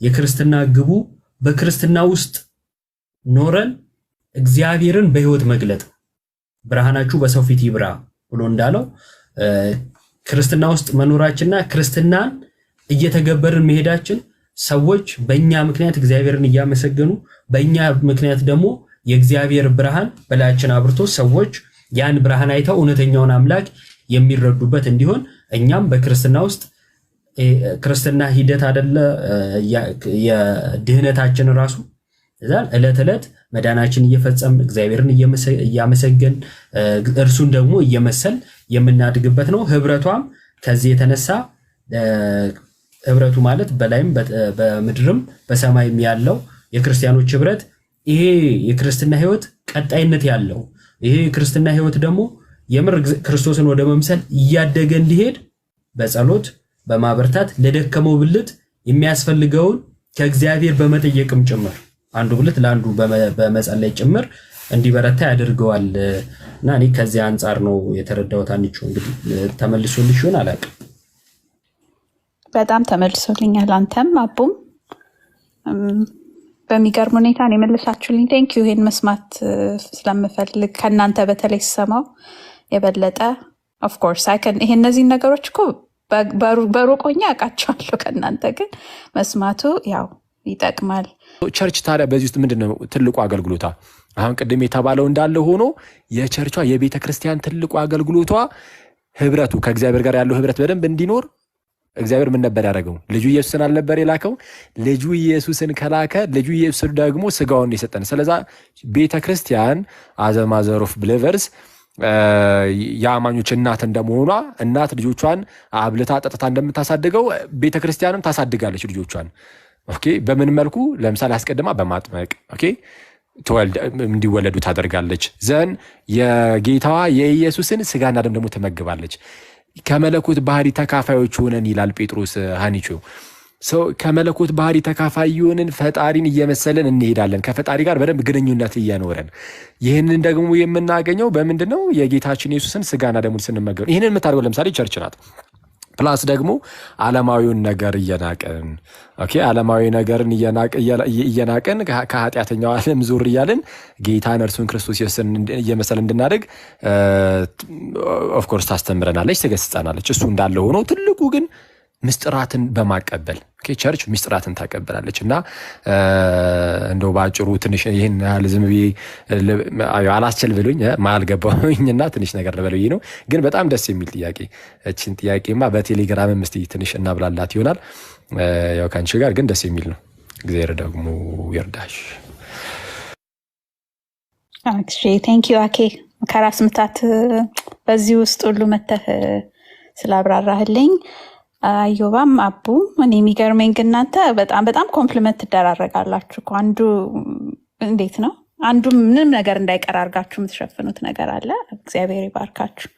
ሌላ ምንም ምለው የለኝም። ግን ያው ይህን ጥያቄ ያነሳሁት አሁን መጽሐፍ ሁሉ ጀምሬ ምናልባት መጽሐፍ ሁሉ ልጽፍ እችላለሁ። 4-5 ፔጅ ሞላብኝና እስቲ ቆይ ይሄን ነገር ላቅርበውና እነሱ ጋር ደግሞ እስቲ እኔንም ያግዘኛል። ዶክትሪን ላይ ብቻ በመነጋገር ይሆናል አልመስለኛል። ምክንያቱም ቤተክርስቲያን ኮንሰፕቹዋል ብቻ ሳትኖር ያው የክርስትና ህይወት የሚኖርም ስለሆነ እስቲ በሱ መልኩ ደግሞ ያለው ልብዬ ነው። በቃ ይቅርታ ማዕት ሰዓት ፈጀውባችሁ። እንግዲህ አሁን ጥያቄዎች እያበቁ ነውና እስቲ እንግዲህ እናያለን። ቴንክ ዩ ሶ ማች ጋይስ። አብረን ልንቆርብ ነው የምትይኝ? እየጠበቅን ነው። ጉድ ነበር ነው። እሺ እግዚአብሔር ካንቺ ጋር ይሁን ሃኒቾ። አሜን። ቴንክ ዩ። አረ ጋይስ መዝሙር ካለ አዘምሩልንና አዘምሩልን አላልኩም፣ እንዘምርና እንጨርስ። የገቡት ያውሩንና ጥያቄ ካላቸው ከዛ ብስራት ገብቶ ይዘምርልናል። እሺ እሺ ኃይሌ ቀን የገባው ወንድማችን እንዴት አመሻሽ? ደህና ናችሁ ወይ? እግዚአብሔር ይመስገን አለን። እንዴት ነህ? እግዚአብሔር ይመስገን አለሁ ደህና ነኝ። አኬ እግዚአብሔር ይማር ብያለሁ። አሜን አሜን። አይ ትንሽ ነገር ነው አይዲዋ ትንሽ ነገር ናት ዝም ብላ። እሺ እንዴት ነህ ሰውዬው? ቅድም ከጓደኛ ጋር እንዴት ነው? አዛኛ ትንሽ አይ በስሱ ነው። አይ ኖርማል ነው፣ ችግር የለም። ይሁን እንዳጋጥማን ያው ስለ እንትኑ እናወራለን ብላችሁ ሜቢ ረሳችሁት መሰለኝ፣ ስለ አዲስ መደበኛ ትርጉም ቅድም አስታውሰንም ነበረ። ሌላ ጊዜ በሰፊው ብናየው በሚል ነው። እና አዲሱ መደበኛ ሲናገር ፈረሰ ይላል፣ የድሮ ሲናገር ወደቀ ይላል። አሜን ነው ወይ? አሜን ነው፣ አሜን ነው፣ አሜን። እሺ እና ቀን ስታወሩ በነበረው ጉዳይ አኬዋ ትንሽ ጥያቄ ነበረኝና ስለ ዮሴፍ ነው። እና ዮሴፍ ከማርያም በፊት ሌላ ሚስት ነበረችው ወይ? ለምንድን ነው እንደዚህ ያልኩ? ሰንበት ትምህርት ቤት አሁን በአዲሱ ትምህርት መሰረተ ሃይማኖት ላይ ስለ እመቤታችን ስንማር እንትንም ይላልና ዮሴፍ ሚስት እንደነበረው ከዛ ሚስቱ እንደሞተችበት እንደዛ አይነት ተምረናልና ያ ከምን አንፃር ታየዋለህ አንተ የሚለው ነገር ነው። ይሄን ብታስረዳኝ እና የተመረጠበትም መንገድ ስላለ ማለት ነው።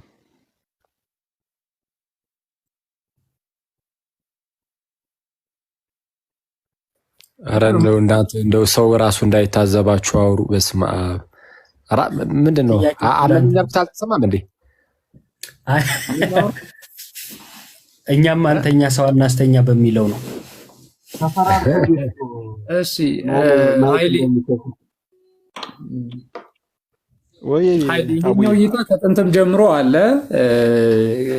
ዮሴፍ በቤተክርስቲያንም በትውፊት ትምህርት ዮሴፍ አረጋዊ ሰው እንደነበረ ይነገራል። እንደውም አድምጠህ የምታውቅ ከሆነ ለድንግል ማርያምን ሲወስዳት ራሱ ልዩ ዕጣ ወጥቶለት እንደወሰዳት ቤተክርስቲያን የትውፊት ትምህርት ውስጥ አለና አረጋዊ እንደሆነና ሊጠብቃት እንደወሰዳት ማለት ነውና ከቅዱሳት ሚስጥራት መሳተፍ የምንችለው ከአምስቱ ጋር ብቻ ነው። አይደለም ከካቶሊክ ከኢስተርን ኦርቶዶክስ ጋር እንኳን ከሚስጥራት መሳተፍ አንችልም። ልዩነቱ በመካከል ያለው ውግዘቱ እስኪነሳ ድረስ ራሱ ማለት ነው። ልዩነቱ እንትን ቢባል እንኳን ይሄ አሁን ያለው ንግግር ቀጥሎ ምናምን ወደ አንድነት ተመቶ እንኳን ውግዘቱ ካልተነሳ ስርዓቱን ጠብቆ ካልሄደ ማለት ነው። ምክንያቱም ቤተክርስቲያናችን በስርዓት እንደመመራቷ አይደለም ከካቶሊክ ጋር ማለት ነውና ከካቶሊክ ጋር ልዩነት አለን። ከሚስጥራት አብረን የምንሳተፍበት ደረጃ የለንም እና በጥምቀትም ሆነ በየትኛው ሚስጥራት ማለት ነው መሳተፍ አንችልም። እህታለ